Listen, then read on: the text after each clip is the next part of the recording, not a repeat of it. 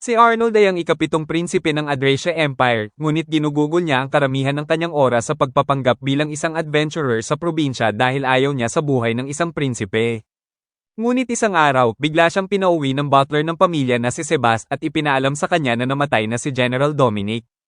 Agad na nakuha nito ang atensyon ni Arnold kaya tinanong niya si Sebas kung sa tingin ba nito ay isa itong assassination. Sinabi ni Sebas na hindi siya sigurado dahil kaunti pa lang ang impormasyon tungkol sa nangyari, ngunit tingin niya ay may nagplano nito dahil hindi masyadong pinagtutuunan ng pansin ang paghahanap sa salarin. Plano ni Arnold na bumalik para mismong imbestigahan ang sitwasyon, ngunit bago iyon, may kailangan pa siyang tapusing quest dito.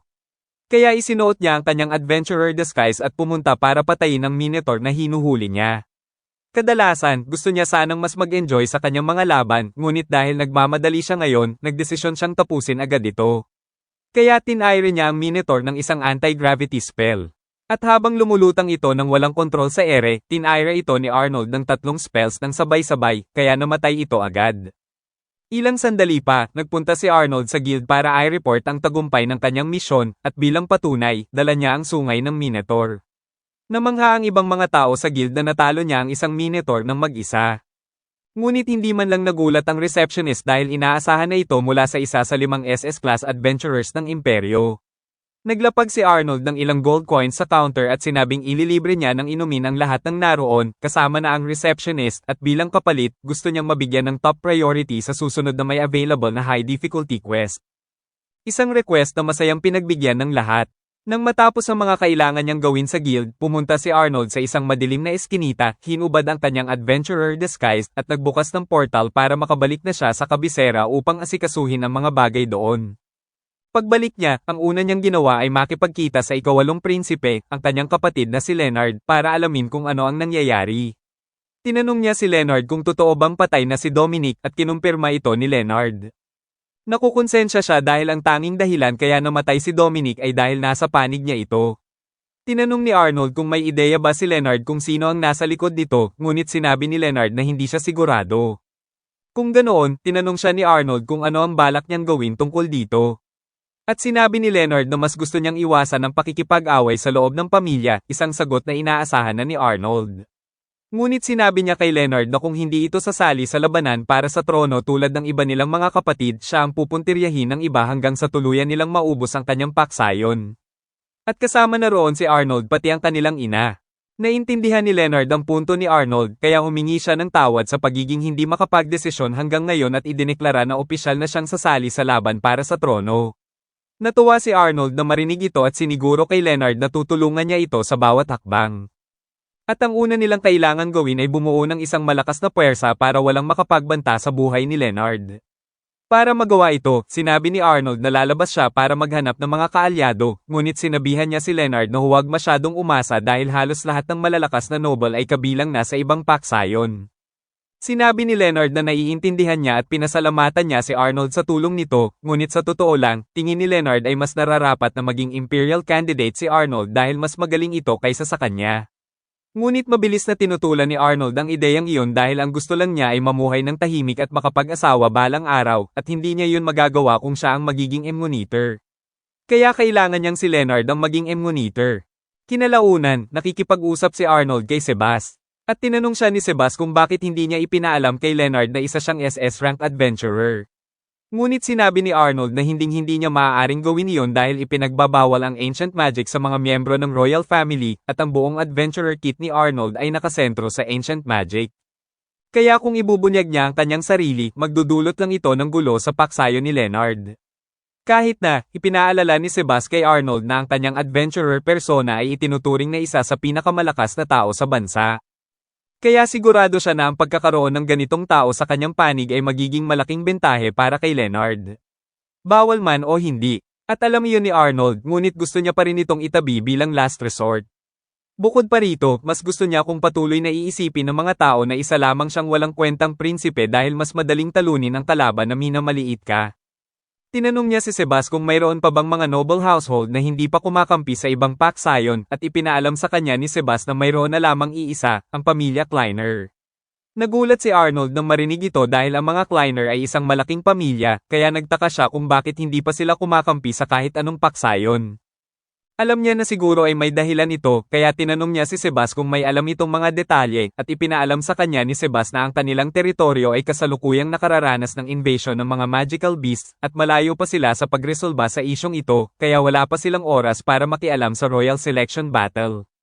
Naisip ni Arnold na magandang ideya kung pupunta siya roon suot ang kanyang adventurer outfit para ayusin ang problema nila at sabihing si Leonard ang nagpadala sa kanya para magkaroon sila ng utang na loob. Binalaan siya ni Sebas na ang ganitong plano ay may panganib na magduda ang mga Kleiner kay Leonard dahil baka matakot sila sa katotohanan kaya nitong mag-deploy ng isang SS-rank adventurer. Ngunit para kay Arnold, perpekto ang ganoong resulta dahil kung maniniwala ang mga tao na ang paksyong ito ay may suporta ng isang SS-rank adventurer, magdadalawang isip ang mga kalaban bago gumawa ulit ng anumang hakbang. Kailangan lang niyang mag-ingat para masiguro na walang makakapansin sa koneksyon nila ng adventurer na si Silver. Isinuot niya ang kanyang adventuring outfit at naghandang bisitahin ang duke ng Kleiner, ngunit bago siya umalis, binalaan siya ni Sebas na mag-ingat dahil ang anak na babae ng Kleiner ay ang Blue Moon, isang taong nakatanggap ng Blue Gold mula sa kanyang ama noon. Sobrang ganda rin niya, kaya binalaan ni Sebas si Arnold na huwag bibigay sa anumang pagkakataon kung subukan siya nitong akitin. Siniguro sa kanya ni Arnold na hindi niya kailangan ng ganoong klaseng pangaral mula sa kanya, at pagkatapos ay nag-teleport siya papunta sa mansyon ng duke. Ngunit nang papasok na sana siya, pinigilan siya sa front gate. Matapang na nagtanong ang gwardiya kung sino siya, at ipinaliwanag ni Arnold na siya ang SS-rank adventurer na si Silver, ngunit hindi naniwala ang gwardiya dahil kung pupunta roon ang isang adventurer na may ganoong kataas na rank, sana ay sinabi na ito ng guild ng mas maaga. Sinabi ni Silver na nandito siya dahil sa utos ni Prince Leonard at inabot niya ang loob ng kanyang jacket para kunin sana ang kanyang guild card bilang patunay ng kanyang pagkakakilanlan, ngunit mayabang siyang pinigilan ng gwardiya at sinabihang umalis na. Sandaling nag-isip si Silver ng mga posibleng paraan para malusutan ang idyotang ito at sinabi niya rito na ang hindi pagpapapasok sa kanya ay isang insulto para sa kanya at kay Prince Leonard.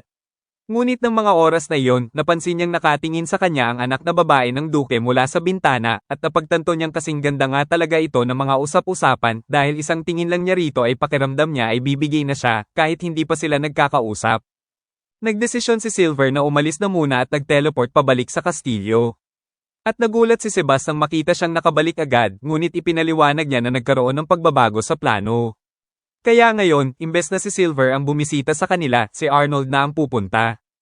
At dahil bastos na hindi pinapasok ng gwardiya si Silver, kahit pa nandoon siya para tumulong, hawak na ngayon ni Arnold ang lahat ng alas na kailangan niya para pilitin ang duke sa isang kasunduan. Inabot ng halos 5 araw si Arnold bago makarating sa teritoryo ng mga Kleiner dahil hindi niya pwedeng ipaalam sa mga tao na kaya niyang mag-teleport. At pagdating niya, agad siyang nakipagkita sa duke. Sinabi ng duke na ikinagagalak niyang makita ulit si Arnold dahil ang huling pagkikita nila ay noong 10 taong gulang pa lang ito, at tinanong niya kung ano ang ipinunta nito sa kanyang teritoryo ngayon. Kaya sinabi ni Arnold na nandito siya para manghingi ng kompensasyon.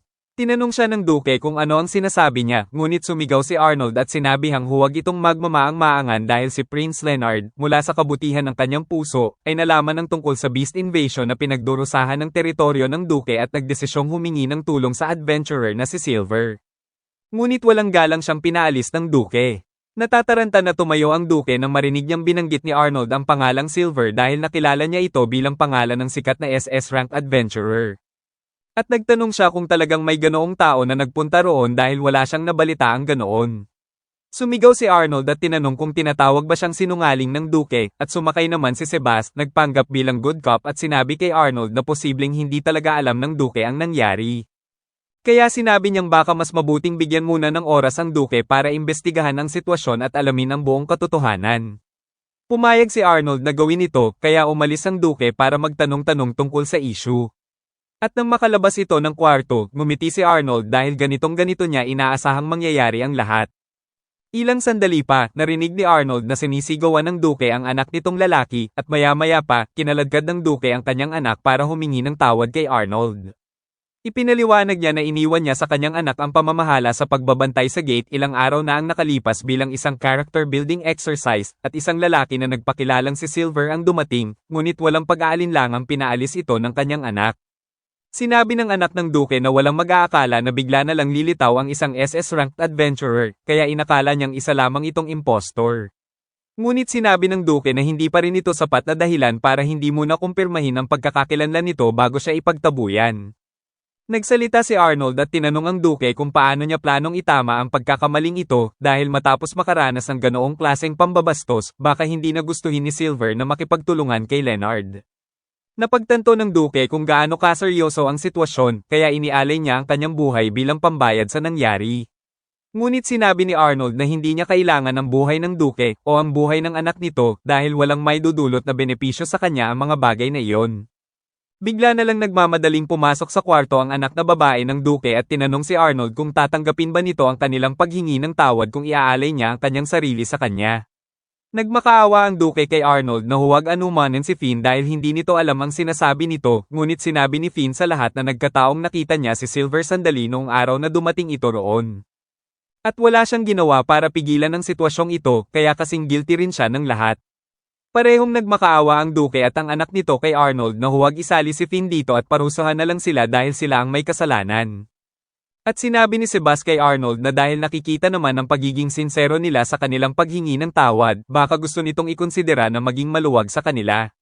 Tinanong siya ni Arnold kung ano ang dapat nilang gawin kung tumanggi si Silver na tulungan sila matapos ang nangyari, ngunit sinabi ni Sebas na isang tapat na tao si Silver, kaya siguradong hindi nito tatalikuran si Leonard dahil lang sa ganitong maliit na issue. Dagdag pa rito, sigurado siya na mismong si Leonard ay masayang magpapatawad sa Duke at sa pamilya nito dahil hindi naman iyon sinadya. Nagpanggap si Arnold na nag-iisip at saka inutusan ng Duke na mag-asikaso ng taong hahanap kay Silver para makausap niya ito para sa kanila.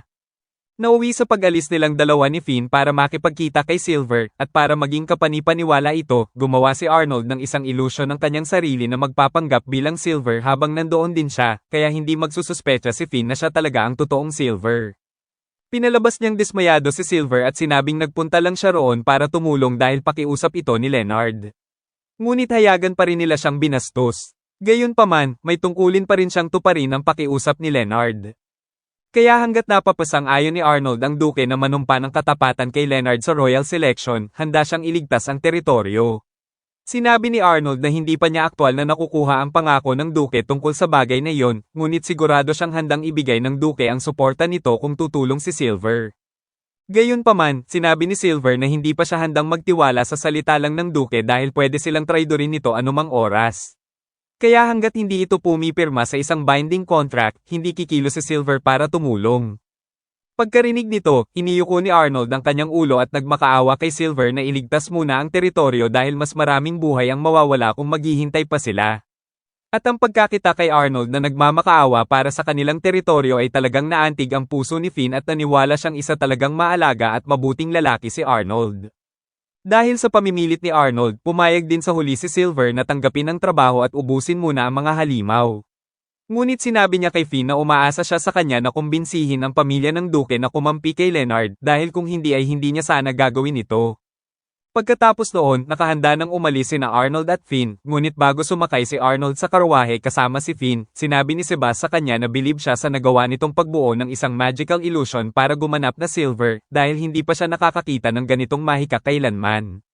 At ang pag-arte rin ni Arnold kanina ay napakahusay, dahil muntik na nitong mapaniwala si Sebas na totoo ang buong sitwasyon. Ilang sandali pa, dumating si Arnold sa bahagi ng teritoryo kung saan pinakamalakas ang slime infestation. At kahit pa ang bawat individual na slime ay hindi masyadong mapanganib, sa dami nila sa iisang lugar, nagiging sobrang delikado na ito.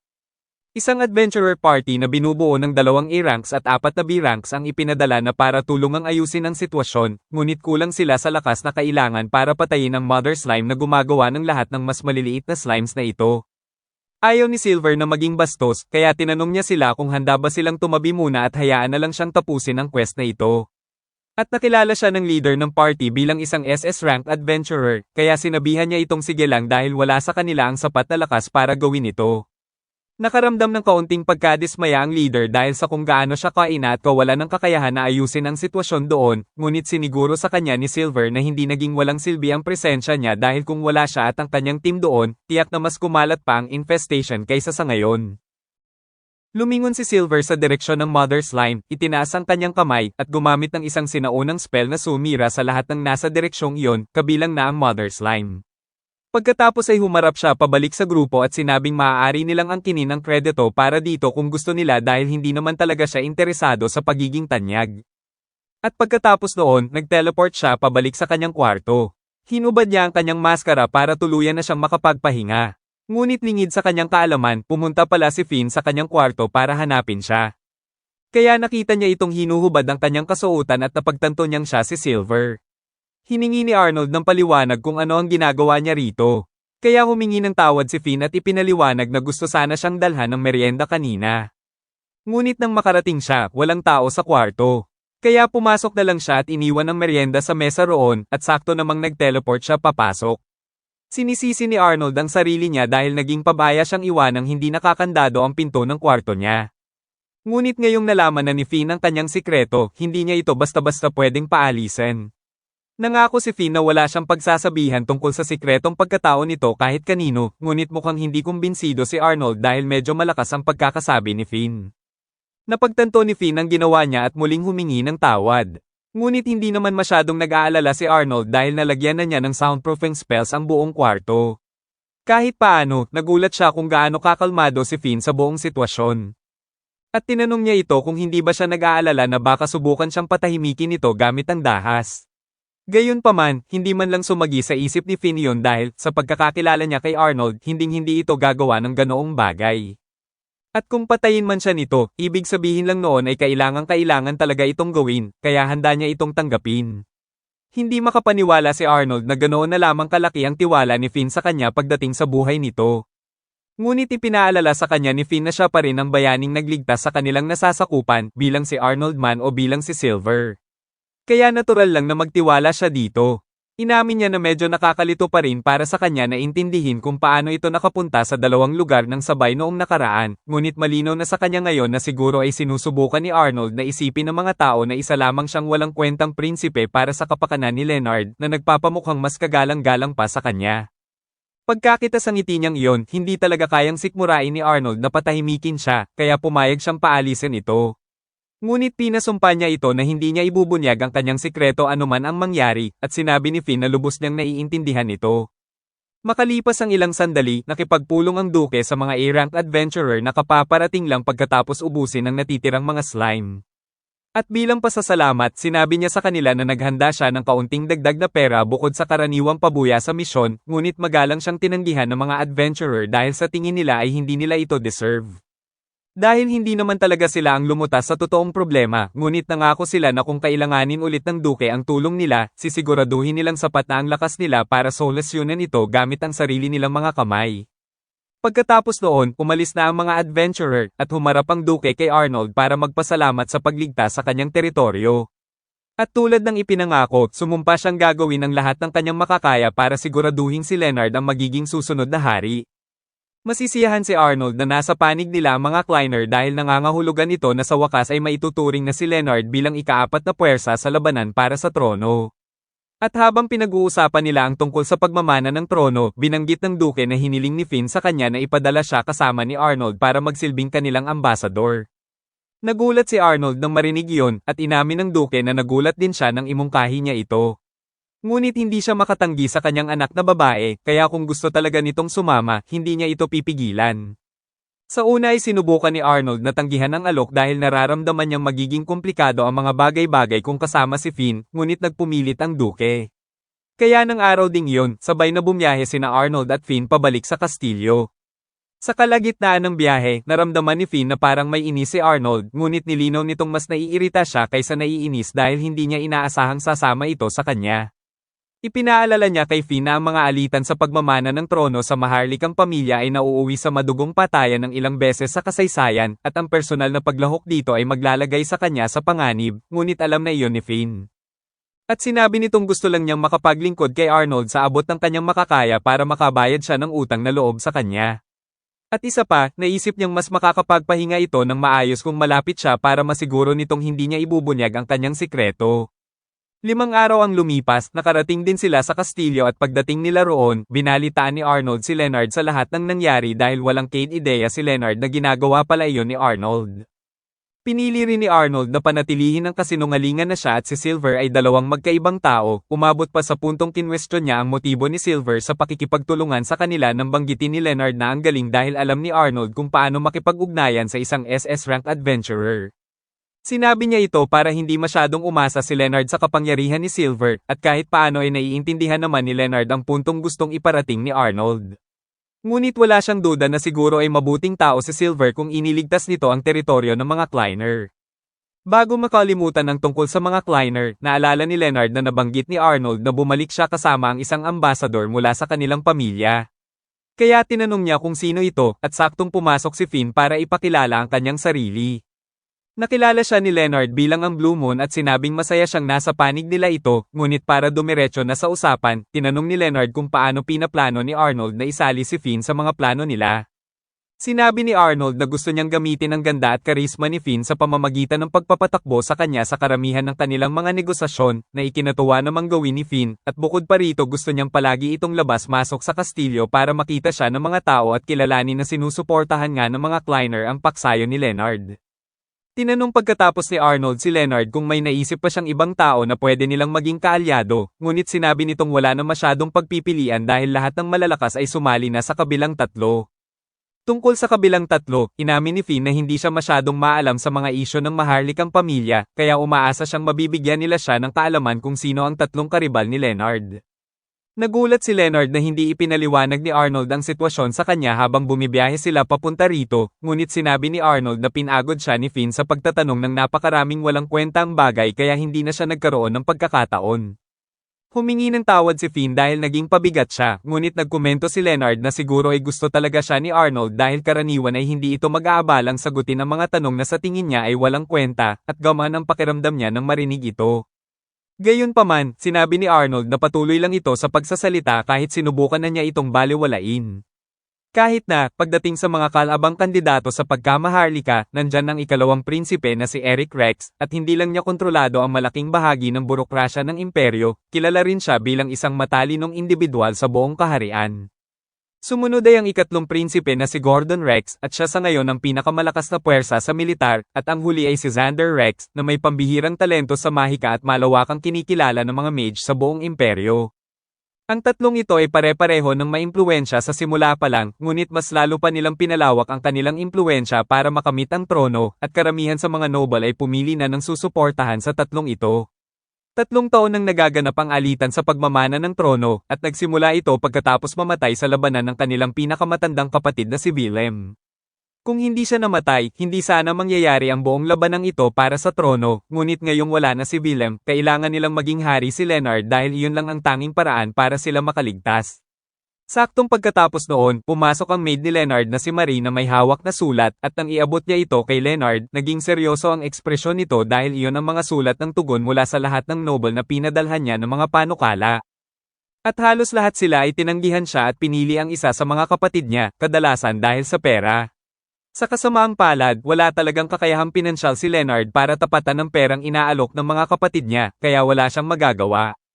Napabuntong hininga si Arnold sa pagkadismaya dahil nangangahulugan itong napakarami pa nilang kailangang gawin kung gusto nilang makahabol sa iba, ngunit sinabihan siya ni Leonard na huwag mawalan ng pag-asa dahil kahit paano ay nasa panig nila ang prestihiyosong pamilya Kleiner, at nandito rin ang sikat na si Lady Finn para tumulong, at nangako itong magtatrabaho ng mabuti sa abot ng kanyang makakaya.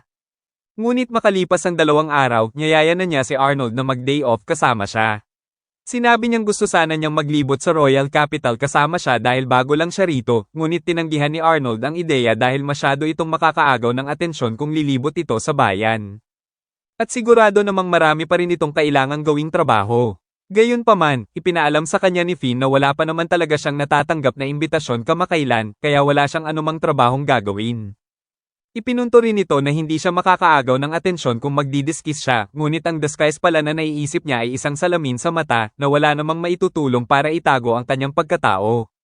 Nakita ni Arnold na gusto talagang maglibot ni Finn, kaya sinabi niyang pag-iisipan niya iyon kung mas aayusin pa nito ng konti ang kanyang disguise. At natuwa si Finn nang marinig iyon, kaya umalis siya at bumalik na nakasuot na ng kapa. At naging sapat na iyon para kay Arnold, kaya tumungo ang dalawa sa bayan. Habang naglalakad sila sa mga kalye, tinanong ni Finn si Arnold ng kung ano-anong mga tanong tungkol sa mga tindahan at pwesto sa paligid. At habang nakaupo sila para sa tanghalian, itinuro ni Arnold kay Finn ang isang mataas na gusali sa malapit at ipinaalam sa kanya na iyon ang training ground para sa mga sundalo, at namangha siya dahil hindi pa siya nakakakita ng ganoon noon. Tuwang-tuwa rin siya sa sandwich na binili ni Arnold para sa kanya dahil hindi pa siya nakakatikim ng ganoong klaseng keso noon, at tinanong niya kung gawa saan ito. Kaya sinabi ni Arnold na gawa iyon sa gatas ng Minotaur. Natigilan si Finn sandali nang marinig yon, ngunit tumawa si Arnold at sinabi lang niya iyon para asarin siya dahil ang totoo ay gawa sa gatas ng kambing ang keso. Nakapaghinga ng maluwag si Finn nang marinig yon, ngunit napansin niyang nakatitig si Arnold sa malayo, kaya tinanong niya kung anong problema.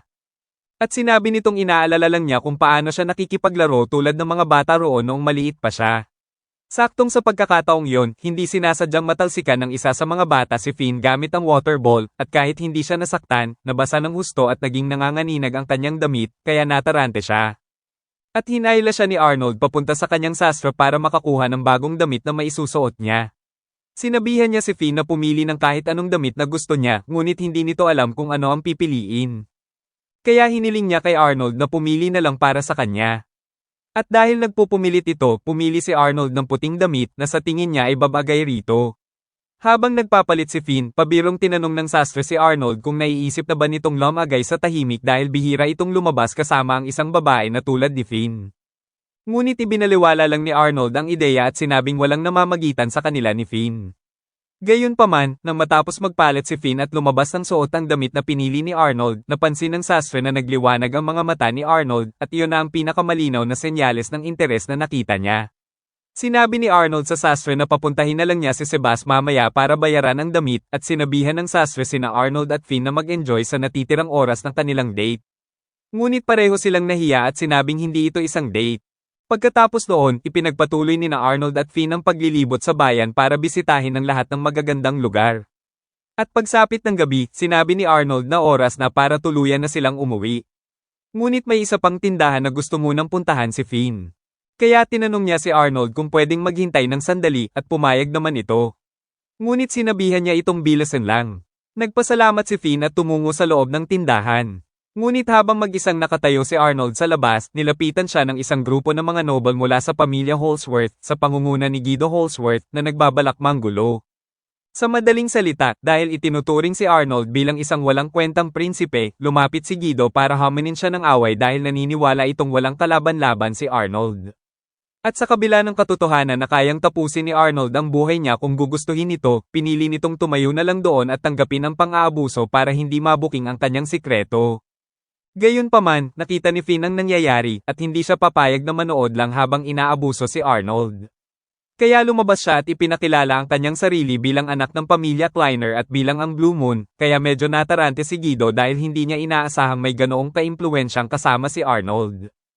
Talagang pinagalitan niya si Guido, at sinabi kung gaano siya nadidismaya sa katotohanang ganito niya itrato ang isang miyembro ng maharlikang pamilya dahil lang naniniwala siyang wala itong kakampi. At inihalin tulad pa niya ang ugali nito sa tahasang pambabastos sa maharlikang pamilya, isang bagay na maaaring magkaroon ng matinding parusa para kay Guido. Kaya mabilis na humingi ng tawad si Guido at tumakas paalis. Masisiyahan si Arnold na tapos na rin yon, ngunit sinabi niya kay Finn na gumawa talaga siya ng malaking gulo sa ginawa niya dahil kung hindi na lang sana ito nakialam, ang paggawa ni Guido ng ganitong bagay sa publiko ay makakasira sa pangalan ng pamilya Holsworth nang walang ginagawa si Arnold. Ngunit ngayong nagpakilala siya, hindi lang mas malamang na magtatanim ng galit si Guido sa kanya mula ngayon, kundi makakahadlang din ito sa kakayahan ni Arnold na kumilos ng palihim dahil mas pagtutuunan na siya ng pansin ng mga tao ngayong alam nilang may koneksyon siya sa Blue Moon. Humingi ng tawad si Finn dahil hindi niya naisip ang lahat ng iyon bago kumilos, ngunit sinabi ni Arnold na ayos lang dahil alam niyang ginawa lang iyon ito dahil nag-aalala siya para sa kanya. Kung tutuusin, gusto pa niyang humingi ng tawad sa pagkasira ng mood dahil masyado silang nag-e-enjoy bago pa ito mangyari. Ngunit sinabi ni Finn na wala siyang dapat ihingi ng tawad at kailangan na lang nilang mag-ingat sa susunod. Medyo nagulat si Arnold dahil hindi man lang pumasok sa isip niya ang posibilidad na lumabas ulit kasama si Finn, ngunit sinabi nitong gusto talaga nitong makita ulit ang bayan kasama siya sa susunod. Kaya pumayag si Arnold na mag-schedule ng isa pang pamamasyal kasama siya. Makalipas ang ilang araw, ipinatawag sina Arnold at Leonard sa isang pulong sa maharlikang palasyo kasama ang lahat ng iba pang miyembro ng maharlikang pamilya dahil may mahalagang anunsyo ang hari at ngayon pa lang ay alam na ni Arnold na hindi ito magandang balita. Dito nagtatapos ang ikalawang episode. Mag-subscribe para hindi palagpasin ang susunod na bahagi.